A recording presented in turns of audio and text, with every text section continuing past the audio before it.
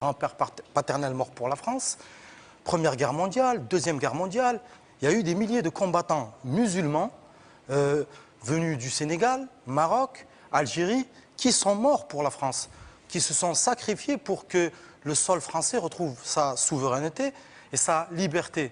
Ensuite, après ces deux guerres mondiales, il fallait reconstruire ce pays.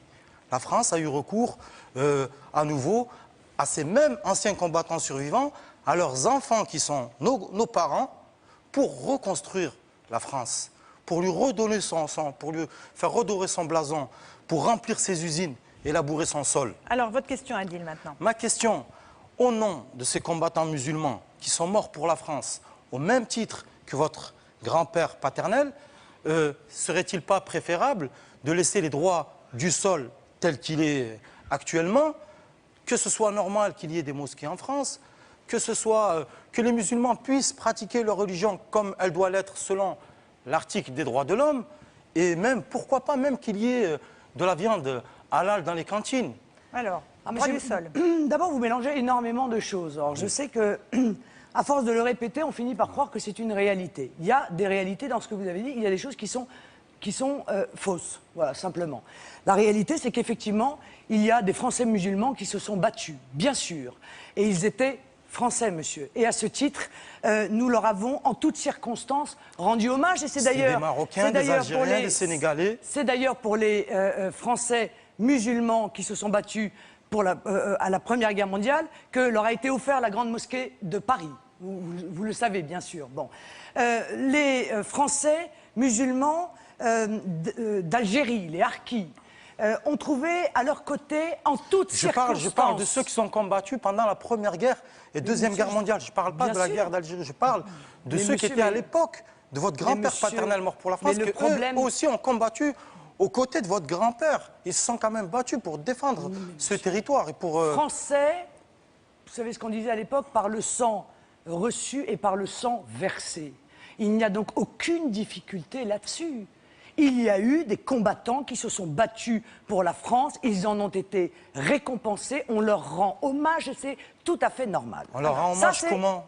Vous avez raison. Une forme de reconnaissance à leurs petits-enfants? Non, monsieur, permettez-moi, mais on rend hommage à celui qui a mis sa vie au bout de la défense de sa nation, au bout de la défense des valeurs qui étaient les nôtres. Bon. Alors, sur le droit du sol, ceux-là, monsieur, ceux-là ne sont pas tous, il faut bien le dire, les grands-parents des millions d'étrangers qui sont entrés en France depuis 30 ans. Vous dites, ils ont reconstruit la France après la Seconde Guerre mondiale. Non, non. Les premières vagues d'immigration, en l'occurrence très importantes, provenant notamment du Maghreb, sont arrivées dans les années 70. Donc en 70, on n'était pas encore en train de reconstruire la France. Elle était largement reconstruite. Après l'Indochine. Depuis quand même bien longtemps, monsieur. Oui. Bon. En 1973, nos gouvernants ont décidé d'importer de la main-d'œuvre à bas coût. Je trouve que c'était une erreur. Voilà, c'était une erreur, ça a été une politique qui a été erronée et que, effectivement, nous payons cher aujourd'hui.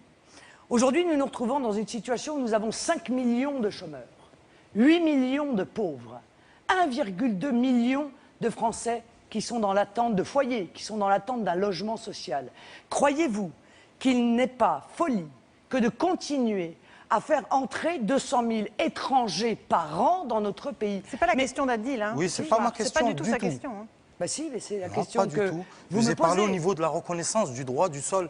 Il soit normal que si une personne née de parents issus de l'immigration français, qu'il puisse avoir sa nationalité française comme elle est actuellement, qu'on ne change pas ces règles-là. Et qu'il y ait aussi une forme de reconnaissance de votre part, puisque vous avez dédié, si vous étiez présidente, votre victoire à votre arrière-grand-père, à votre grand-père paternel. Alors, la réponse de Madame Le Pen. Je rends hommage aux combattants. Mais je ne vais pas ouvrir grandes les portes de mon pays à des pays entiers. Donc il n'y a pas la même reconnaissance. Si nous parlons de l'Algérie, je vous rappelle qu'entre-temps, l'Algérie est devenue indépendante. Ils se sont battus pour obtenir leur indépendance. Par conséquent, on a du mal à comprendre pourquoi ils sont toujours aussi nombreux à vouloir venir en France, alors même qu'ils ont acquis de haute lutte leur indépendance. Sur le droit du sol n'a strictement rien à voir, monsieur. Le droit du sol, c'est le droit pour un étranger pour un enfant qui naît sur le territoire de parents étrangers, d'acquérir automatiquement la nationalité française. Eh bien, je dis que cette acquisition automatique de la nationalité française est une pompe aspirante de l'immigration. Elle incite à une immigration supplémentaire. Or, pourquoi je vous ai parlé des 200 000 personnes tout à l'heure? Parce qu'on les loge où? On leur donne quel travail, puisqu'il n'y a pas d'emploi et pas de logement? Donc, tant qu'on continuera à faire de la France un pays qui soit attractif pour l'immigration, eh bien, l'on continuera à faire entrer des gens à qui l'on n'a plus rien à offrir, au détriment d'abord des Français, mais au détriment même de ces gens qui viennent et qui ne trouvent rien sur notre territoire. Donc je suis pour la suppression du droit du sol. Je pense que la nationalité française s'hérite ou se mérite. Oui. Vous retournez votre veste, en fait. C'est un retournement de votre veste pour ceux qui ont combattu auprès de votre grand-père paternel à qui vous direz... Non, monsieur, ils étaient français, monsieur. Non, ils étaient quand même français. Ils étaient français. Ils venaient du Sénégal, les tirailleurs sénégalais, des Marocains, des Algériens, musulmans français. Pourquoi voyez-vous cette différence musulman? Français, musulman, parce que vous faites cette différence. Ah non, non, moi je on ne la fait pas. Parce qu'ils étaient... Moi, monsieur, je suis la présidente d'un parti politique qui a fait élire la première musulmane au conseil régional d'Île-de-France. Vous niez qu'il y a des cimetières, musulmans à Verdun, vous niez qu'il y a des cimetières musulmans où sont enterrés des anciens combattants. Je n'ai absolument pas nié cela, monsieur.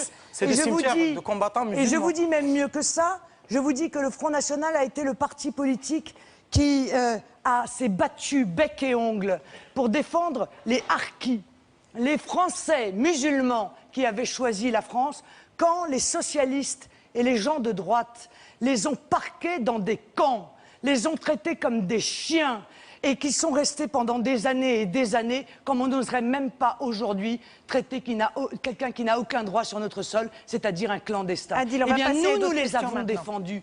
Nous, en toutes circonstances, nous avons demandé à ce que le massacre dont ils ont été victimes, notamment en Algérie, soit reconnu par l'État français plutôt que de reconnaître le massacre, le génocide arménien. Reconnaissons déjà ceux de chez nous qui ont été massacrés. Alors vous voyez que si nous étions des adversaires des musulmans, nous ne serions pas comportés comme cela. Alors vous allez dédier, si au cas où vous êtes président de la République, vous allez dédier votre victoire à tous ces combattants qui sont morts pour la France. À tous les combattants qui se sont battus pour la liberté de la France et qui aujourd'hui, sûrement, doivent s'étonner de voir que notre pays est en train d'abandonner cette liberté si chèrement acquise.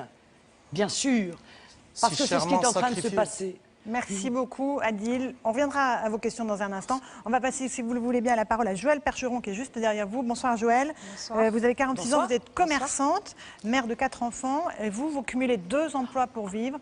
Vous avez une question à poser à Marine Le Pen à ce sujet. Oui, bonsoir. Donc ma question sera la suivante. Je suis commerçante indépendante dans une ville du Maine-et-Loire. Ma question porte sur le fait que je côtoie énormément de travailleurs indépendants, des commerçants, des artisans, des agriculteurs aussi parfois. Et il s'avère que depuis un certain nombre d'années, on va dire, nous n'arrivons pas à obtenir une rémunération de l'emploi que nous nous sommes créés, de l'entreprise que nous avons achetée. Pour ma part, j'ai été obligée de travailler pendant près de 2 ans, un contrat aidé pour pouvoir subvenir aux besoins de ma famille. Est-ce que dans vos thèmes de campagne, on peut retrouver une réflexion, quelque chose qui pourrait aider les travailleurs indépendants, les commerçants indépendants, à avoir peut-être un allègement de charges? On cotise à tout va.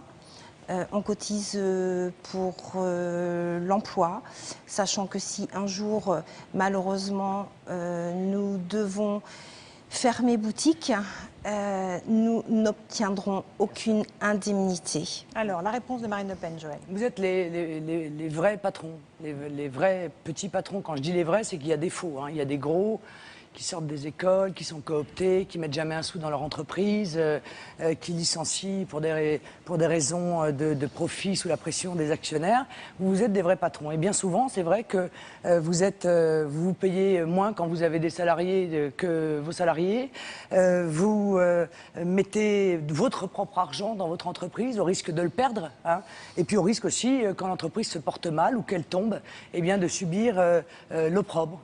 La situation des petits patrons aujourd'hui en France est extrêmement préoccupante parce que c'est cette volonté d'entreprendre qui fait la force d'un pays. Et il faut bien admettre que je considère comme incompréhensible le comportement du président de la République et de son gouvernement qui, durant 5 ans, a aidé les grandes entreprises du CAC 40, alors qu'on sait qu'elles ne créent pas d'emplois et qui ne s'est jamais penché sur ce qu'on appelle les TPE, hein, les commerçants, les artisans, dont on sait qu'ils sont quasiment la seule source d'emploi dans notre pays. Alors, j'ai fait toute une série de propositions pour les très petites entreprises, pour les commerçants. Et la première des propositions, c'est d'abord, en termes d'impôt sur les sociétés, de rendre cet impôt sur les sociétés plus progressif pour alléger cet impôt sur les petites entreprises. Et soumettre d'ailleurs aussi à l'IS ceux qui ne le sont pas. Pourquoi? Parce qu'on se rend compte aujourd'hui que les tout petits patrons, eh bien, avec l'impôt sur le revenu, ils payent des sommes qui sont souvent assez considérables. Ils ne bénéficient pas de la possibilité de retirer de leur activité les charges qui sont les leurs, à la différence des sociétés. Je crois que ça, c'est profondément injuste. Mais de manière générale, on voit bien que plus la situation est difficile pour les consommateurs, plus la situation va être difficile pour les commerçants. Plus on fait le choix, comme l'a fait le gouvernement, de l'austérité,